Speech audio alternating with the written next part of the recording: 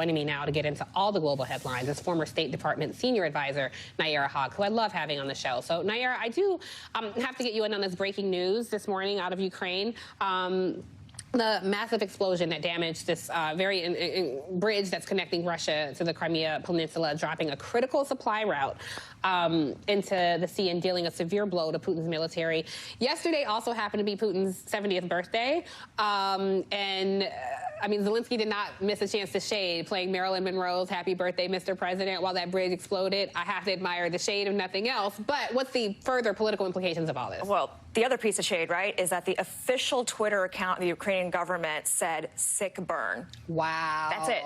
Wow. They have not officially claimed credit for this, right, because they are not really trying to provoke Vladimir Putin directly as much as they are trying to regain their territory. I was at the UN in 2014 when Putin just rolled in and took over a piece of Ukraine. The fact that we call it Crimea and not Ukraine is part of the challenge that the United States and others just, they put some sanctions on Putin. They kicked him out of a fun club that's, no longer the G8, it's now the G7, but he effectively got away with it back then.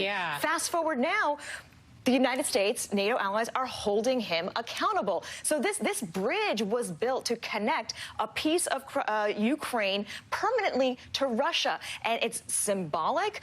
It was also important for trade. So this goes to Putin's ego in this moment. Exactly. Because if we provoke him, I mean, he does have nuclear power. So how seriously should we take this nuclear threat? When Biden starts throwing around terms like Armageddon, I have to tell you, I get nervous. And we should be, because we had thought after the Cold War that all world leaders understood that mutually assured destruction is a bad thing. The United States remains the only country, though, that has ever used first use. And some countries have even signed on saying they will never be the first ones to use nuclear weapons. Putin has tried to maintain, ever since this war started, that threat of Putin's nuclear power has been in his back pocket. He's trying to normalize the idea of using nuclear weapons. He's talking about tactical nuclear weapons. It's not the long-range ones that can reach Guam or cross intercontinental ballistic missiles. These are ones that would limit the damage, if you can ever limit the damage of a nuclear weapon, to Ukraine, right? So he could annihilate the people. What Biden did the other night by using that fundraiser and public opportunity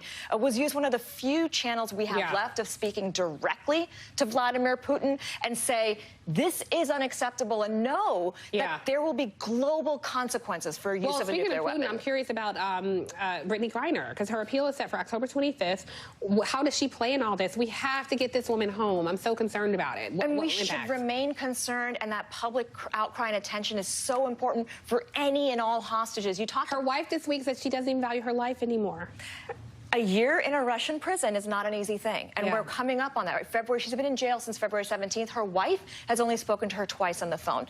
This is one of, she was the star athlete of the WNBA, a known quantity in Russia, so she's not somebody who, she was a target, right? She is a political hostage and a target. She's been sentenced, right? There is a discussion going on right now about treating her for a Russian criminal. Is that a good idea? It is, in the sense that he's already served as much of his sentence as he will. Right? Let's make the trade. What's stopping them? And what's stopping is probably Putin, knowing that he doesn't have many levers right now. And while we don't want to strengthen his hand, we can't let Brittany Griner be forgotten and left to languish in a Russian prison. You'll have to come back when this appeal is happening, because I want to ask you about it. We're running out of time. I want to talk about Iran.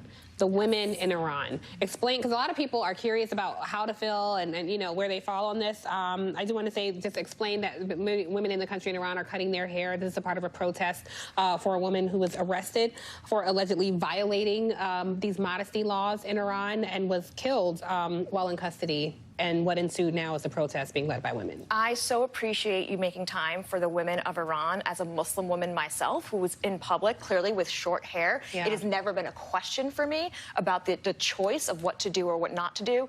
You can support women wearing hijab in the United States while also supporting women in Iran who want to be able to have that same choice. The idea of a government dictating morality police, where literally they walk around and kick and beat women to keep them in line is barbaric. We should not be allowing this type of human rights violation to continue.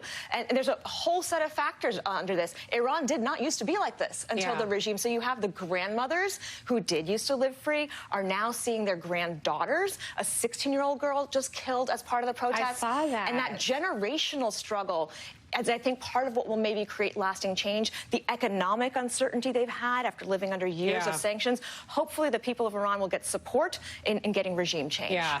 I can't imagine a government telling women what to do with their bodies. I just, what would it be like to live like that, Tiffany? Can you imagine? Can you imagine? Nayyera, we never have enough time to talk. I literally asked you to come on. I'm like, tell us everything that's going on in the world about everything. And you're off the dome. You always do it. I wanted to talk to you about North Korea, but we've run out of time. So you'll have to promise to come back. Absolutely. And I love your short haircut. So thank you for being here. And coming up for you guys at home, the DOJ